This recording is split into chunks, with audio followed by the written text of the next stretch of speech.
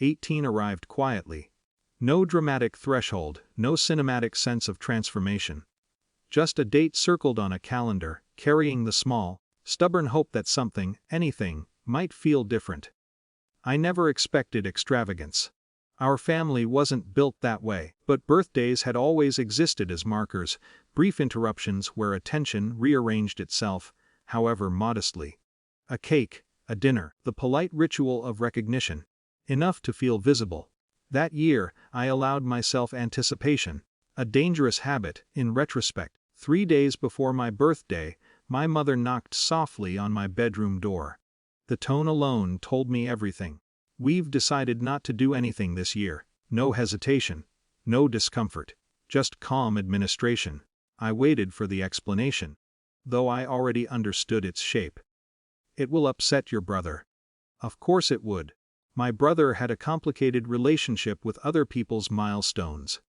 Achievements, celebrations, anything that redistributed emotional gravity. His reactions ranged from quiet withdrawal to something closer to resentment. Though no one ever named it directly, family language preferred gentler terms. Sensitive. Struggling. Needs understanding. It's just easier, my father added from the hallway. Easier. The word functioned like a universal solvent, dissolving objections before they fully formed. You understand, my mother said. It wasn't a question, and in that moment, something unexpected happened inside me. Not anger, not sadness, but a strange, almost clinical clarity, because beneath the immediate disappointment lay something older, long familiar, but rarely examined directly. The cancellation wasn't an isolated decision. It was simply consistent with a pattern so stable it had acquired the weight of normality. Memories surfaced with uncomfortable precision. School awards reframed as luck. Opportunities negotiated downward, to keep things balanced. Celebrations softened, minimized, delayed. Always gently, always reasonably, always for harmony. I understand, I said, and I did, just not in the way they meant. That evening I packed a single bag.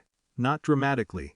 Not in rebellion, with the quiet efficiency of someone performing an overdue administrative task. Clothes folded.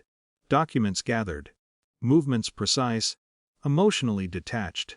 There was no sense of escape, only the steady recognition that staying had become indistinguishable from erasure. No one stopped me. My absence, initially, registered as temporary adjustment rather than rupture. A few unanswered calls. Carefully worded messages. Then silence expanding into something heavier. A year passed. My new life resisted neat description. Not extraordinary, not tragic, simply mine. A small apartment. Predictable routines. Work that required my presence without negotiation. The unfamiliar sensation of decisions made without anticipatory guilt. Independence, I discovered, rarely feels triumphant. More often, it feels unnervingly quiet. Which is why, when my brother appeared at my door one evening, the moment carried an almost surreal symmetry. He looked older. Not physically, but structurally, the subtle wear of someone whose internal narratives had encountered resistance. You vanished, he said. No greeting, only accusation shaped as observation. I moved, I replied. His eyes scanned the apartment behind me, performing silent evaluations, space, furniture, the visible indicators of stability. You stole it. The certainty in his voice startled me. Stole what? The life that was meant for me.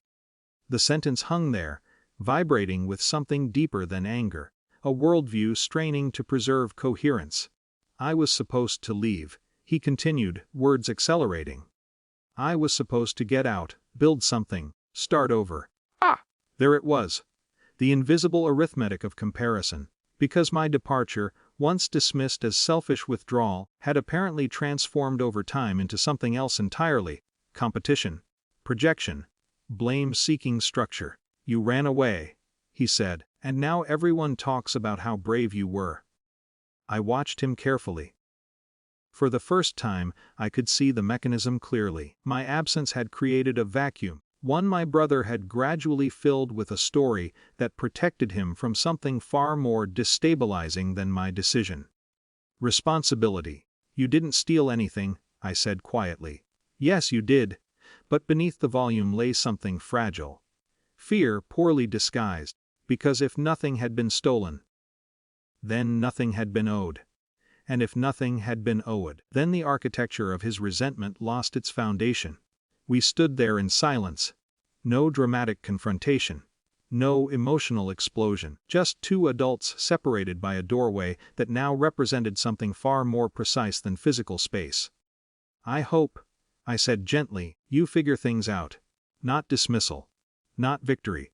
Just truth without negotiation." He stared at me, waiting, perhaps for apology, perhaps for escalation, perhaps for the familiar gravitational pull of old dynamics.